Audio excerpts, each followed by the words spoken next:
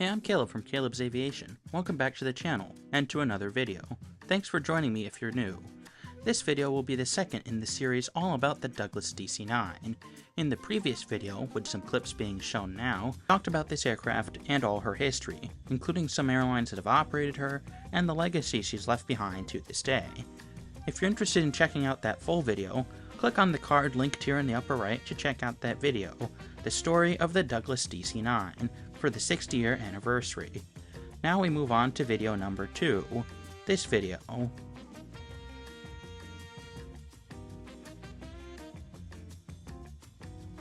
The story of ValuJet Airlines and the tragic crash of Flight 592. So without further ado, I invite you to sit back, relax, and enjoy this video. If you've never heard of ValuJet, you're not alone, so let's talk about their history a little bit first. ValuJet launched in October of 1993 with their first aircraft, a DC-9, previously owned by Delta Airlines. Their inaugural flight from Atlanta to Tampa was a real success, and they were one of America's first low-cost budget airlines. Because of this, they focused a lot of effort around Florida for the leisure travel market. Within a short few years, ValuJet grew massively, and by the mid-90s carried more than 5 million passengers on a fleet of more than 50 Douglas DC-9 family aircraft. For those who are interested, here is a composite list of their entire fleet.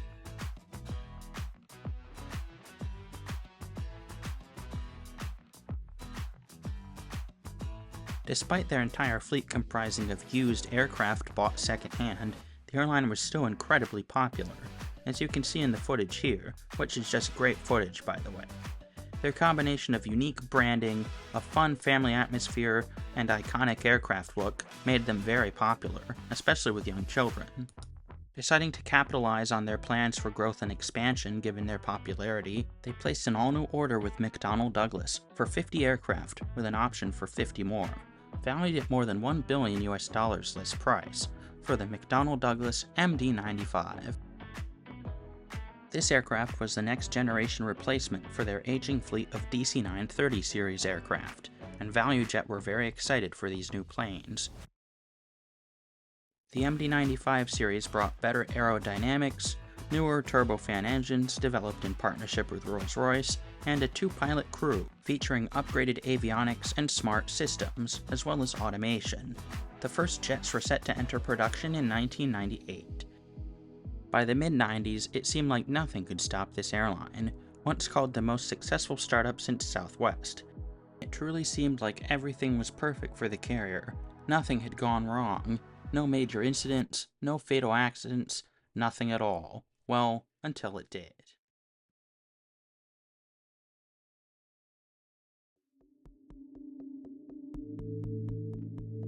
June 8, 1995, Atlanta International Airport. ValuJet Flight 597, a regular scheduled service between Atlanta and Miami, Florida, prepares for takeoff, when tragedy strikes. As the aircraft headed out to the runway and prepared for takeoff, one of the engines caught fire, quickly setting the rest of the plane on fire too. Luckily, the crew were able to stop the plane in time, however several passengers were injured by fire and flying debris.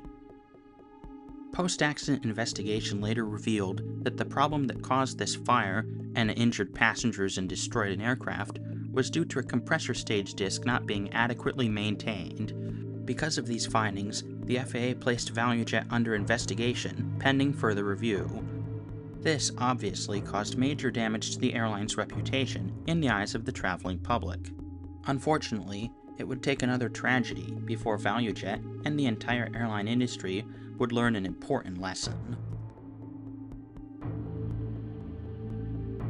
May 11th, 1996, Miami International Airport. A ValuJet flight prepares to take off bound for Atlanta, Georgia. The DC-9, a 27-year-old DC-9 32, previously owned by Delta Airlines, looked ready to go, and passengers and crew began to board the flight for an on-time departure to Atlanta. In total, 110 passengers and crew would board the aircraft ready to head to Atlanta, Georgia, ValuJet's headquarters. Prior to departure, crew showed up to load the aircraft. They filled it with passenger baggage, some US mail, aircraft parts, including a couple airplane tires, and several cardboard boxes labeled COMAT, meaning company materials. Had the ground crew realized what they were loading, perhaps they would have been more careful. Additionally, if the pilots knew what was on board, they may not have taken off. Today's captain, Candlin Kubek, was an extremely experienced pilot with more than 2,000 hours on the DC-9. Her first officer, Richard Hazen, another experienced DC-9 pilot, also with more than 2,000 hours. Prior to departure, there were some minor mechanical faults. However, for ValuJet, this was nothing new. Also keep in mind, the company was still under investigation by the FAA following the accident of Flight 597. According to the flight manifest, the cargo loaded in the hold was filled with oxygen canisters in those company boxes. This is nothing unusual, as steel oxygen cylinders are frequently used on aircraft to hold oxygen. However, shipping so many of them as the ticket listed seemed unusual. Had the crew known what they were actually shipping, they would not have left. These were not oxygen containers, these were chemical oxygen generators, which are extremely hazardous. In the event of an emergency, such as a loss of cabin pressure, these devices loaded in the overhead service panel are literally able to produce oxygen via a chemical reaction. In order to store a lot of oxygen in a tiny space, the oxygen is stored as a solid in the form of sodium chlorate. When you pull down, a firing pin goes off and ignites the primer, which heats up to over 1,000 degrees Fahrenheit. Under this extreme heat, sodium chlorate decomposes into mostly oxygen gas and table salt. The oxygen passes through a filter and down into the tubing to the mask where it is breathed by a passenger. These generators were removed from two McDonnell Douglas MD-83 aircraft because they were out of date. The rules for getting rid of such potentially hazardous equipment are very clear. They should either be activated so that there's no more chemicals left in them to become dangerous, or be made safe by fitting safety pins over the firing mechanisms, these devices seen here in yellow. Unfortunately, ValuJet staff did not do either, instead just listing them as empty, even though the proper procedure hadn't been followed. A stock clerk then cut the cords on the end or stuck them down under a layer of duct tape. This was not following the proper procedure, even though the work cards indicated that the maintenance staff had followed proper protocol. Finally, the generators, all 144 of them, were placed in cardboard boxes under a layer of highly flammable bubble wrap. From this point on, it was a disaster waiting to happen. As Flight 592 takes off, the loose-packed generators jolt into action. One starts to go, and heats up the cardboard box. It soon ignites the bubble wrap and boxes next to it. The disaster was only beginning. As Flight 592 departs, more and more boxes of generators are shaken loose. The reaction happens more and more times and gets hotter and hotter. Even though they're officially in an airtight compartment, the fire is now blazing fiercely, sustained by the oxygen produced by the generators. The pilots are completely unaware of what's happening below them. However, they start to lose control of their aircraft. They then hear a loud bang on their headset as one of the tires in the hold bursts. As the fire gets worse, it burns through the control cables vital to controlling the plane. The pilots are now powerless to stop it.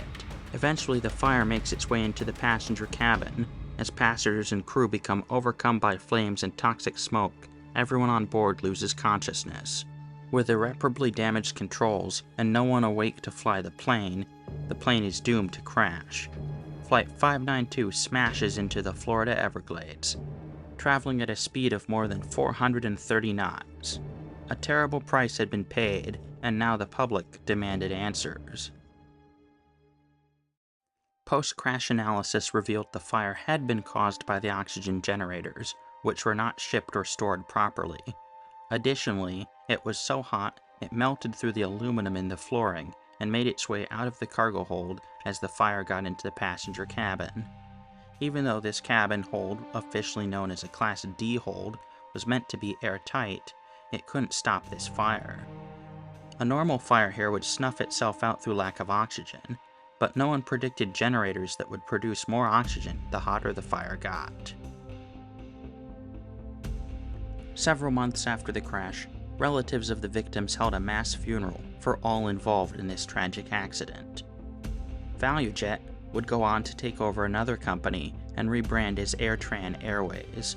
SaberTech, the maintenance company, were fined more than $500,000 for their part in this accident, but went out of business before the money was ever paid. Since 2001, fire detection and suppression systems have become mandatory on all new aircraft to ensure an accident like this never happens again. Even though these tragic accidents brought an end to ValuJet, their legacy remains to this day. Following the bad publicity of these accidents, the airline rebranded, renaming themselves to AirTran Airways. AirTran would eventually take up the MD-95, later renamed the Boeing 717 following a merger with McDonnell Douglas and Boeing. And they flew almost 90 of these aircraft, first delivered in 2002. Eventually though, even AirTran would fall on hard times, going out of business in 2014, merging with Southwest Airlines, America's largest low-cost carrier, for $1.4 billion. Southwest, which flew a fleet of only Boeing 737 aircraft, were not interested in the 717, so they put out a bid to either sell them to another customer or scrap them. Luckily for us, Delta Airlines, a historic DC-9 operator, were interested in these aircraft, and on October 25, 2013, Delta took the first 717 into their operations, flying it from Atlanta to Newark Airport. This gives Delta Airlines a unique accomplishment, being the only carrier to fly every single variant of DC-9 family aircraft. And in fact, the 717 still flies with them today. That will be the third and final video in this mini-series, flying Delta on the 717. However, that's all I have for you in this video. I hope you enjoyed, and until next time, I'll be wishing you blue skies and tailwinds. Keep an eye out for that 717 video coming very soon.